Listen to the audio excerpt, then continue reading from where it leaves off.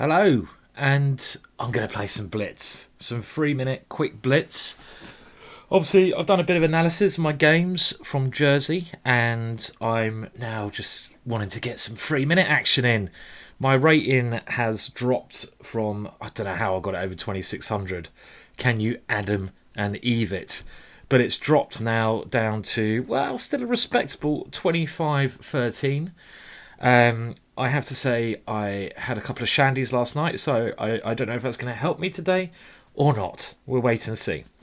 So, my opponent, Chu Wikio, or something like that, not exactly sure how you pronounce that, from China. Now, whenever I see the Chinese flag, I have to say I do feel a little bit afraid because, oh my god, they're good now, aren't they, the Chinese players? They're very, very good, and I would expect there to be a Chinese world champion at some point quite soon. Maybe Wei Yi, something like that. Who knows? Right, anyway, on with the game. So, I have played the Tromposky, and we've discussed this before in some other videos. I could have gone check there. Okay, I would have played check had I seen it. Well, let's give this check now. And this position to me looks very pleasant because I have this hole on d5. This is a major outpost there, and I can even, well, if I get my knight to this square d5, so I'm just wondering if I want to go knight c4, knight e3, and do it like this. So can I play like that? Well, let's see. The problem is when I go to e3, he takes here, so I don't know if I should take this bishop off or not. Okay, well, we'll play this move anyway. Makes some sense. Maybe I should have taken the bishop first, but I would love to swap the bishops and consolidate my knight there when I'm positionally winning. But now I think he should go bishop b7, something like this, which he hasn't played. Okay, and again, if knight e3, he takes this pawn, and that's the slight issue with this plan of mine. Okay, so he's holding on here. So maybe I can go queen f3 first with the idea of simply defending e4 so I can go knight e3. But one thing's for sure, I should speed up. Definitely. Okay, so yeah, this is my plan. I just want to go knight e3, knight d5, kerplonk. Okay, well, I'm wondering what my opponent is trying to do here. He's trying to swap off everything, so I'll continue my plan. Look at that outpost, my knight. I mean, that is juicy.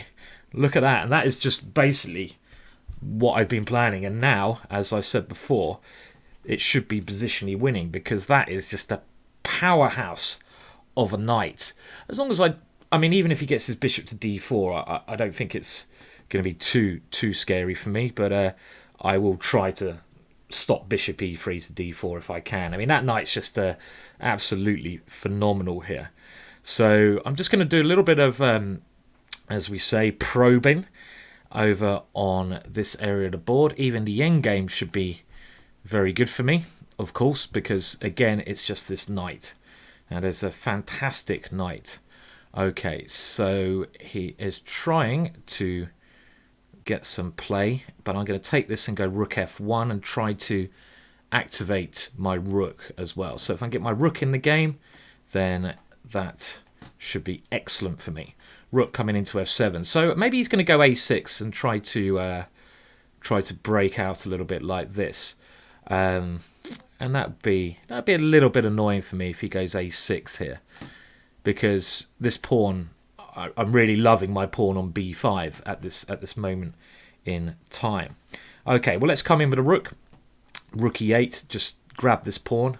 Seems like a very sensible move, but again, like I say, positionally, it is horrible for him, this position. So I'm just going to now try to eliminate his pawns if I can. Well, let's take that one first, and he is going to try to hustle me on the clock. So he's got this move in, and I'm going to tie his rook down and just push this pawn. So He is again trying to create some chances over on this area of the board, but Gary is coming up the board blooming quick, and here it comes. Now just the king comes in, and as soon as my king lands on f6, well, this is terminal for my opponent. So actually, I have to say, okay,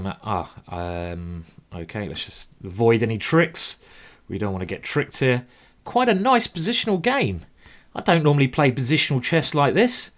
Okay, I haven't won it yet. I mean, come on, just resign, will you? I mean, this is a bit ridiculous playing on in this position. I mean, come on, it's a little bit of a lack of respect here. Oh, for fuck's sake! Excuse my language. Sorry. I mean, I know swearing is not what's called for. Is he literally going to play until checkmate? Okay, well.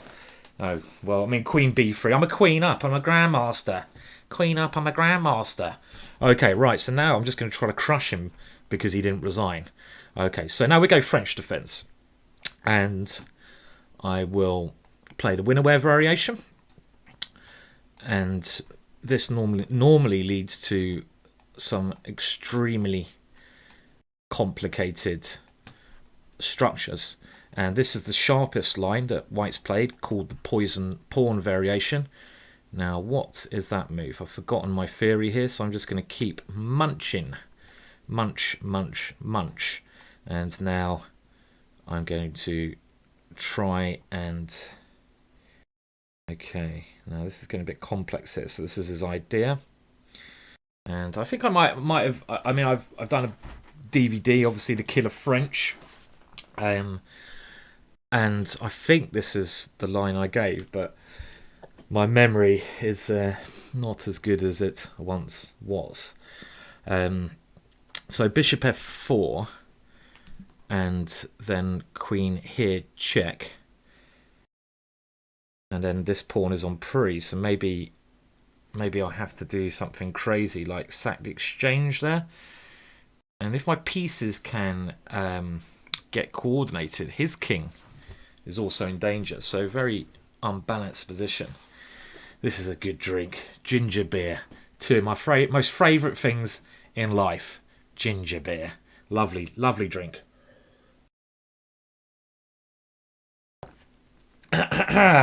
Ginger beer. Here we come. Right. So, well, that queen's quite annoying, so I'm tempted to give it a nudge. What else do I have? Queen f5.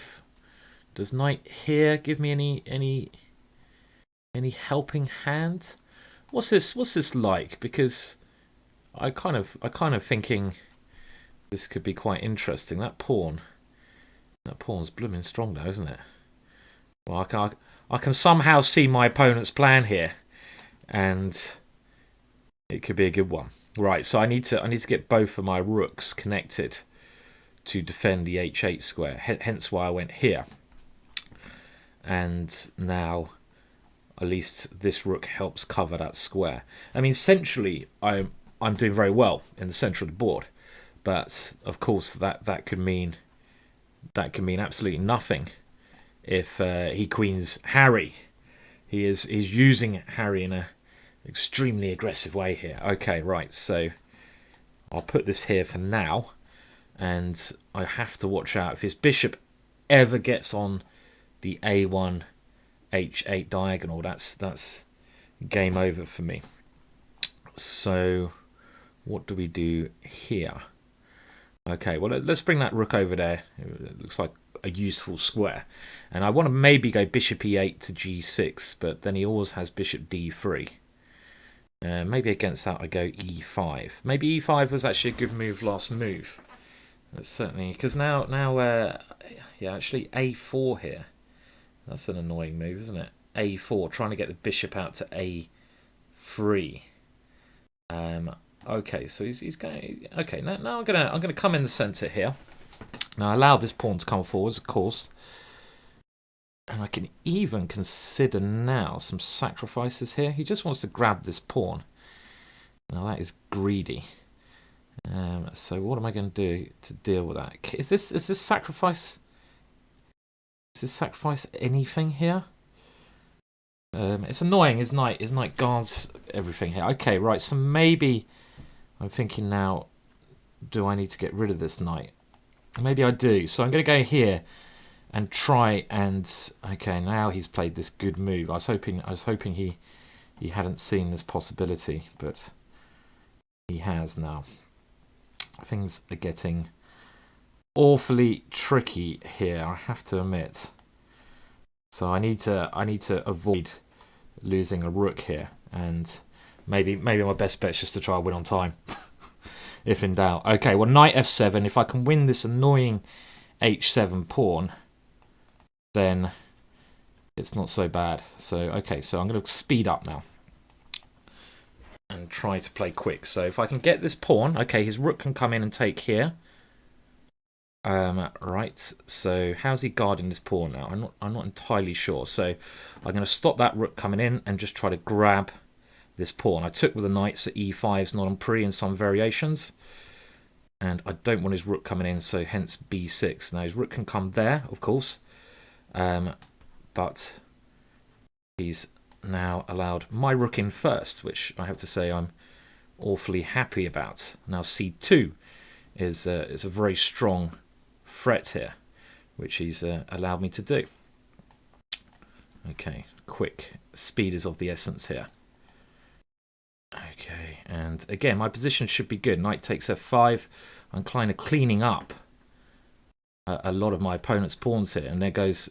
Okay, well, okay, takes. I think I can get. I hope I can get behind this pawn just in time. There we go. That check is okay, and he actually resigned that game. Wow, God, it's going all right. It's going all right. Good old 3-minute chess. Right, let's see if we can get some gambits in, shall we? And there we go. Boom! The King's Gambit. Right, now I'm going to play Bishop c4. I did a DVD on this for ChessBase. And if you go to ChessBase shop, I'm sure you can purchase that DVD. Now, what's happening here? Well, let's give that queen a nudge and try and come in the center, I think. E5 or D5. And of course, in these positions, one thing you have to remember in the King's Gambit as a general rule, and he's okay, well, he's taking here now. This is interesting, isn't it? Is if I can get this pawn back, the pawn I've sacked, I will be left with a very strong central formation. So this is, of course, what I'm trying to do here. And these pawns in the center of the board generally should give me a nice advantage. So I'm quite happy with this. Now, I want to get this rook in the game. So king f2, rook e1. And my bishop here is a very nice piece. It stops him moving his f-pawn. So if I was black, I'd probably move... well, he's tempting me to take that one. So I will oblige. And now it looks like my rook on the f-file is the correct place to put it. I just want to move my king, which I will. Okay, I mean, I don't believe what he's playing here. You know, he can go rook g8 if he wants to, but so what? And now, look how well placed my rook is on f1. So this looks very promising for me. Now, I played my queen here just so I can go rook f5. I think d6 is, of course, yeah, this is the move he should be playing here. And now at least he does some damage to my pawns, doesn't he? Okay. So I'm going to take here with the idea if rook takes, maybe queen e8 check is a useful move. So my opponent is now attempting to start a counter-attack here. And that's quite annoying, actually. That's quite an annoying move. And did I miss it? Yes.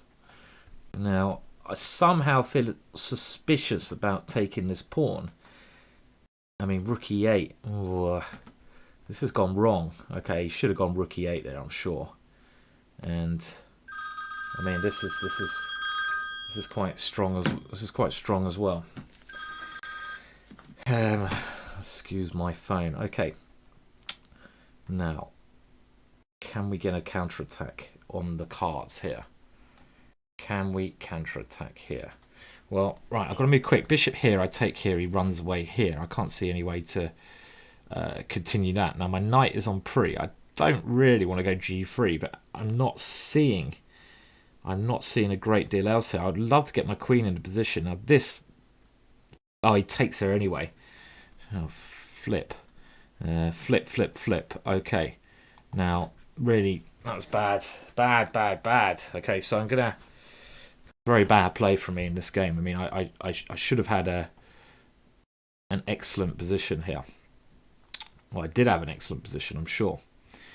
Okay, right, so my one idea, queen here. His king is still a bit weak.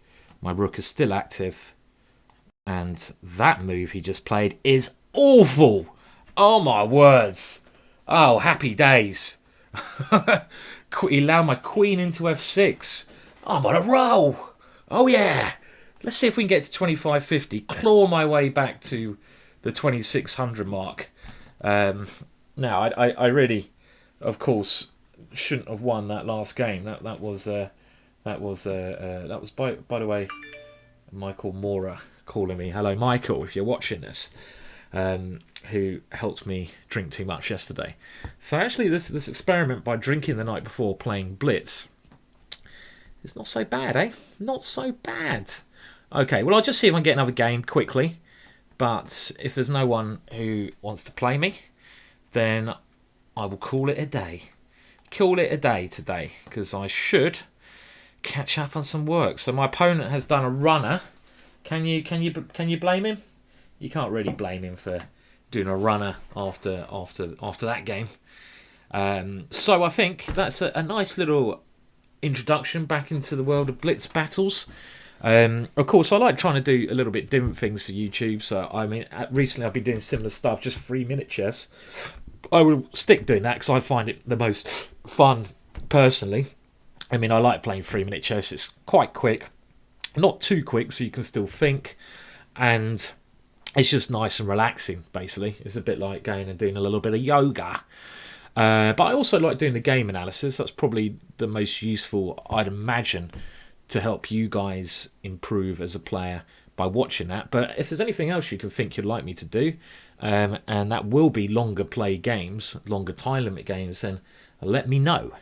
Okay, well, thank you very much for watching that video.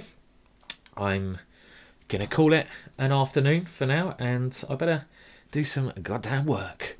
And when I mean work, it's like chess articles, chess videos for sites that I get paid for, chess commentary, chess books, well, I don't actually do any chess teaching at the moment, but anything with the word chess in. I'm just a chess whore for hire. So for the highest bidder. That sounds a bit wrong, but okay, there you go. Cheers anyway. Please like, please subscribe. Until next time, thank you very much for watching this video. Bye.